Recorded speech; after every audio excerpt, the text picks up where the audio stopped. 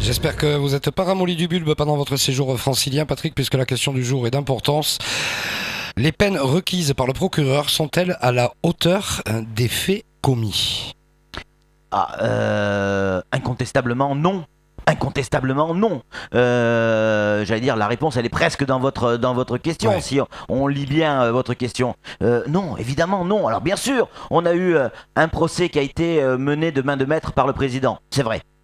Le président a fait un super procès, une belle organisation, ça s'est très très bien passé. Le procureur, des réquisitions et un discours admirable, avec les mots qu'il fallait, etc., etc.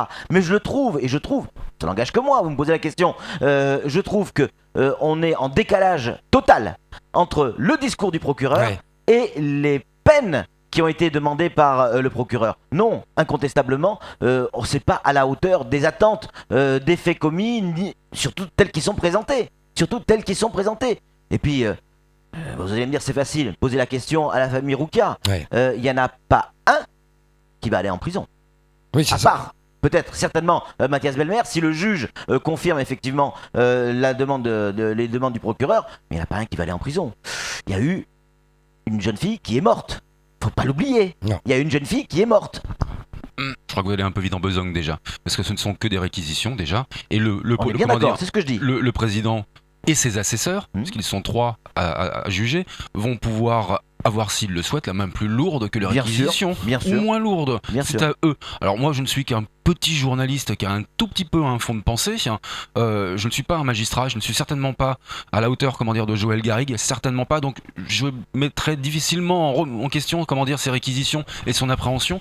Alors c'est juste le petit bonhomme que je suis qui va dire, moi je trouve que c'est vachement équilibré ce qu'il a trouvé. Ce qu'il a, sincèrement, c'est véritablement, quand on a suivi le procès, qu'on écoute, Blondel, elle a fait la con, quoi. Elle a merdé. Mais bon, elle a payé quand même d'une certaine manière. Et elle paye encore. Mais elle a payé quoi, Samuel ? Elle a fait 5 mois de prison. Vous vous rendez compte qu'elle a transporté le cadavre ? Elle a aidé, Mathias Belmer à emballer ce corps dans le papier bulle. Elle a été au courant pendant 36 heures. Elle était au courant, imaginez. Non, elle a pas aidé à emballer, elle a aidé à transporter jusque dans le coffre. Ça, c'est vrai. Le papier bulle, il vient d'où ?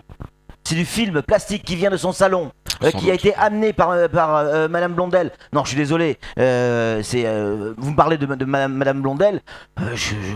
Imaginez, 4 mois de prison elle a fait en préventive. Patrick, je sais pas. Vous pouvez me laisser parler ? Oui, allez-y. Juste un petit peu. Pour Mathias Belmer, moi je trouve que les 8 ans de prison requis sont bons. Simplement parce que quand on voit qu'un homicide involontaire, et c'est pouvait être la seule qualification possible, c'est 3 ans de prison, il y a quand même cumul quand même. Là on va jusqu'à 8. Le maximum à la limite qu'on aurait pu avoir c'était 9-10. Là on est à 8. Et il y a peu de circonstances atténuantes à trouver à ce garçon. En ce qui concerne Jérémy Bouclé, en effet, ou pour Daniel Papa, mais ils sont où les patrons ? Donc dans ceux qui sont sur le banc des prévenus, Jérémy Bouclé il a fait le con, Daniel Papa il a fait le con. Ils l'ont reconnu par la force des choses. C'est vrai. Ça a fini par tuer Roukia, c'est vrai. Mais je suis désolé, il n'y a pas de mauvais employés, il n'y a que des mauvais patrons. Sauf que le patron y était pas. Ça devrait valoir pour les indiques du GIR aussi, qui étaient des employés, qui eux ont requis plus contre alors eux, ils ont vendu, comment dire. En plus, ils ont vendu sur ordre. Mais bon, ils ont vendu. Et le procureur, c'est là où je le trouve équilibré dans sa décision, il rappelait les assises, les braqueurs de station-service.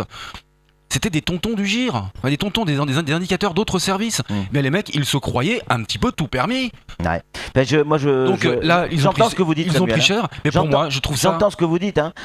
Sincèrement, je suis en confiance et je trouve que c'est une juste. Rappelez-vous, vous étiez en exercice côte à côte, Samuel, quand le procureur s'adresse à Mathias Belmer, qui explique, effectivement, il a donné cette drogue à Roukia en est morte. Ça a duré plusieurs heures. Il s'est réveillé le matin avec la gamine à ses côtés qui était décédée. Et il a installé installer des ventilateurs pour éviter les odeurs, emballer le corps, essayer de retirer une bague, c'est les mots du procureur. Le procureur Essayer de n'est pas retirer un une bague. législateur, Non, mais il d'accord, applique mais la loi. Il a dit, c'est tout le monde l'a entendu. Et effectivement, quand on voit les réquisitions, on se dit mais c'est pas possible quoi. C'est pas possible. Le procureur. Il a parlé de cynisme. Le procureur s'appuie sur un code de procédure pénale et un code pénal. C'est pas lui qui l'écrit, c'est pas lui qui l'interprète, Ok, la c'est lui question qui c'est par l'applique. rapport aux attentes Il et ne par rapport pouvait aux pas faits. aller plus loin. Eh ben les faits. Il a ouais. mis le maximum Ouais, quasiment ouais. pour Mathias Belmer. Ouais, allez dire ça à la famille. Allez dire ça à la famille. Il aurait fallu mettre 30 ans à Mathias Belmer. Oui. Il aurait fallu aller aux assises alors. Eh ben, allez aux Refaites assises, la alors. loi. Ce Et face vous à lire face député. était-il tiens. à la Mais ne hauteur reprochez pas au Mais procureur. des peut-être attentes que des carrément, il auditeurs, fallait aller on le saura au-delà de jamais. ça. C'est la Je suis fin de d'accord, ça. il fallait aller au-delà de ça. Mais vous C'est mettez bien incroyable. Faucon encore une fois, vous êtes de retour.